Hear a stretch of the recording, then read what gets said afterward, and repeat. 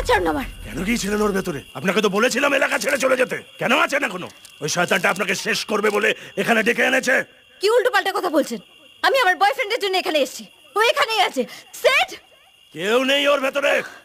Shed, ও এখানেই আছে। Shed, ডাকুন, যত খুশি ডাকুন, কেউ সাড়া দেবে না। ওখানে কেউ নেই, ওটা শয়তানের কবরখানা। সিদ্ধার্থর ফোন পেয়ে আমি এখানে এসেছি। ঠিক আছে, ওকে ফোন করে জেনে নিন ও এখন ঠিক কোথায় আছে।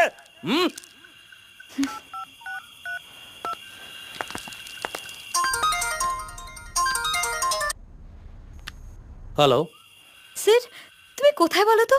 আমার ঘরে। আমার কয়েকটা বন্ধুকে আমাদের বিয়ের ইনভিটেশন মেল করছিলাম। তুমি তুমি কলকাতা? হ্যাঁ। আচ্ছা শোনো, বিনীতা তো আমাদের কমন ফ্রেন্ড, তোকে কে ইনভাইট করবে, আমি না তুমি? Hello hello